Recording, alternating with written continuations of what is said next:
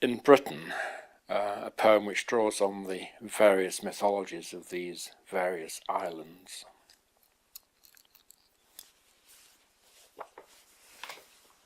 The music on fat-bellied instruments, the fingers swarming down ladders into the bubbling cauldrons of sound, the mouths greasy, encouraging the prying fingers with songs of fecund stomachs, the hands transferring to the singing mouths whatever is lifted through the scum, the choicest morsels, the collops of dog and the gobbets of pig, the orchestras and bands, the minstrelsy arranged in tiers, dripping on each other, the larded steps, the treacherous floors in the wooden galleries, the garlands of offal plopping on heads from a height of some feet, the offal sliding off down the front of the face or over the neck and ears, the offal reposing like hats, the curly grey-white tubes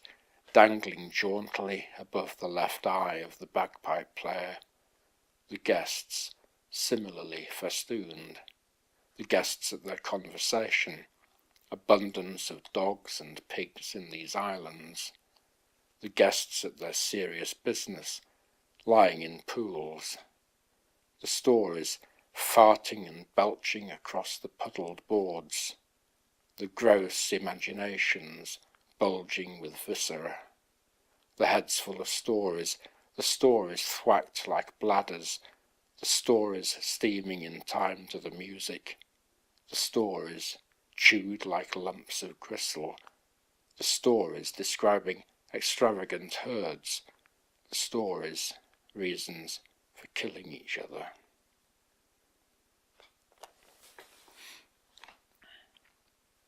The drainage. When he got out of bed, the world had changed. It was very cold, his breath whitened the room. Chill December clanked at the panes. There was freezing fog. He stepped outside, not into his street, but a flat, wet landscape. Sluices, ditches, drains, frozen mud and leaf cake, dikes. He found he knew the names of them all. Barber's Cut, Cold Track, Lament, Meridian Stream.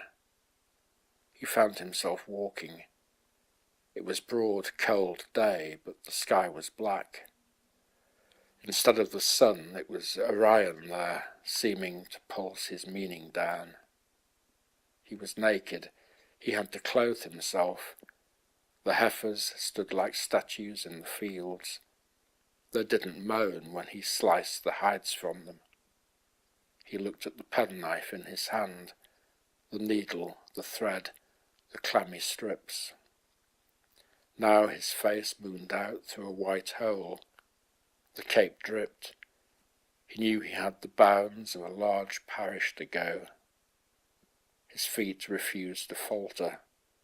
Birds sat still in the trees, fast with cold glue. Passing their clumps, he watched them rise in their species.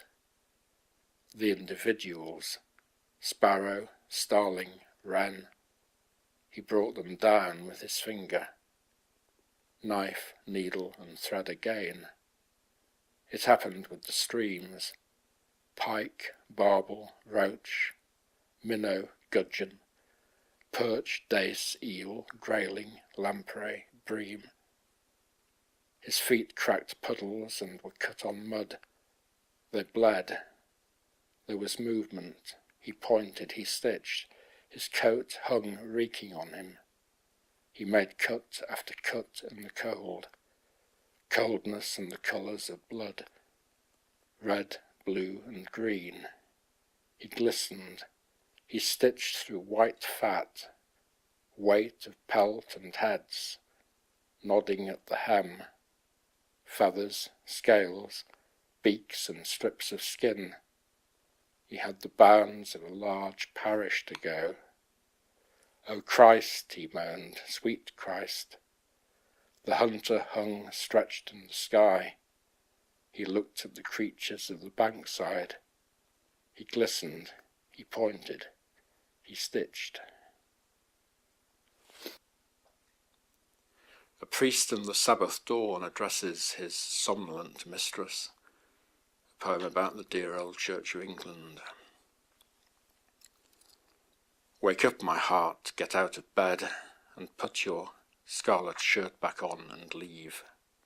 For Sunday is coming down the chimney with its feet in little socks, and I need a space in which to write my sermon. Although the hour's already late, it can still be done, if only you'll depart.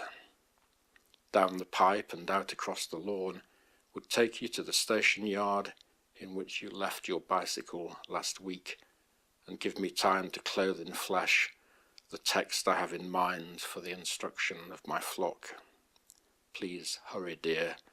The earliest note of the matin bell has left its tower like an urgent dove, and is beating its way to woods outside the town. The sun is up, the parish breakfasted, the ghosts are all returned into the flint, yet still you lie here, shaming me with sleep. Wake up, I say, for Sabbath legs are landing in the grate. Go naked if you must, but grant me these few minutes with my pen to write of how I cut myself while shaving. Be useful at least, and fetch my very razor, for the faithful have set their feet upon the road, and are hurrying here with claims on the kind of story which I cannot fittingly make from your sudden grin. A Winter's Fancy, a poem which bears an epigraph from an old Victorian encyclopedia of English literature, as follows. To write a Tristram Shandy or a sentimental journey, there is no way but to be stern, and sterns are not turned out in bakers' batches. A Winter's Fancy. I look out of my window and perceive I am Lawrence Sterne. I'm sitting in Shandy Hall. It is raining. I am inventing a bag which will accommodate everything. I'd weave it out of air if I could, but the rain slants down like a page of Greek, and the afternoon is a dish of mud. Bloody... You know what's coming. What? I've got... frog, yeah. Excuse me. I could feel it rising. What is it about this poem? I'm not going to be able to do it without grinning now. A Winter's Fancy, a poem which bears an epigraph from an old Victorian encyclopedia of English literature, as follows. To write a Tristram Shandy or a sentimental journey, there is no way but to be stern, and sterns are not turned out in bakers' batches. A Winter's Fancy. I look out of my window and perceive I am Lawrence Sterne. I'm sitting in Shandy Hall. It's raining. I'm inventing a bag which will accommodate everything. I'd weave it out of air if I could, but the rain slants down like a page of Greek, and the afternoon is a dish of mud, far removed from gentle opinion. I am heavy with God. The weather used to cloak itself in sentiment, but today it imitates the tongues of men, and wags in curtains at me along a yard. I am also John, an elderly bibliophile. Once, long after I died, I returned to Coxwold on a literary pilgrimage. A red-faced lout leaned over my gate and instructed me curtly to sod off. He was full of choler. I sometimes feel I can understand what's been eluding me ever since Christmas. I'm exhausting my karma of country parson in a dozen lives of wit and kidneys, Caritas, the pox and marbled end papers. Looking out from here this afternoon, I can just discern the porch of my church, where Nick and Numps are sheltering from Thucydides books 6 and 7. By the look of that cloud looming up like a skull, there will soon be nothing left to do but to take to my bed. The cattle squelch past beneath a sodden sky, below my windows and before the eyes of Peter Didsbury in his 35th year. I consider other inventions of mine, which rise before me in the darkening pane. Light me that candle, O my clever hand, for it is late and I am admirably tired. This is called a malediction. Spawn of a profligate hog, may the hand of your self-abuse be afflicted by a palsy.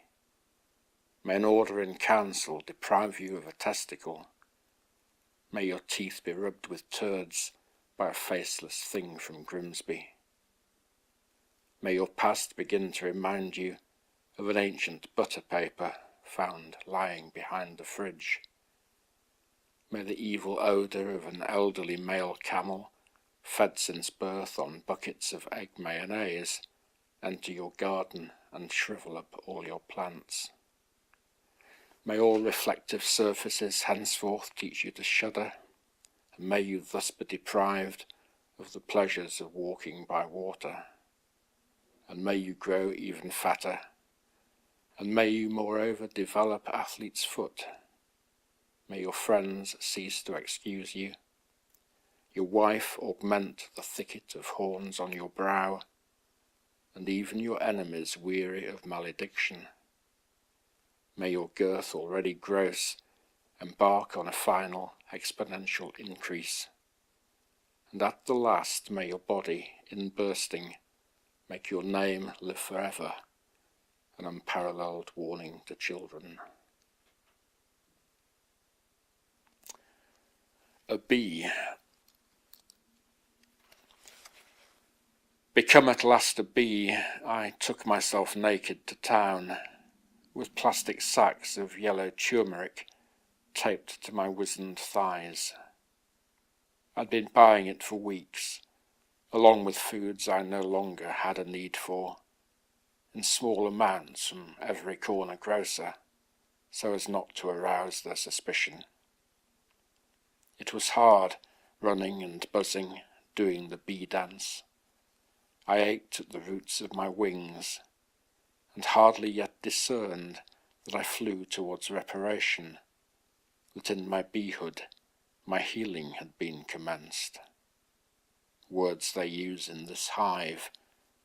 To me it seems still that clumps of tall blue flowers, which smiled as they encroached, had been born of my Apian will, in which, to my shame, I struggled for a moment, and stained the air with clouds of my dearly bought gold.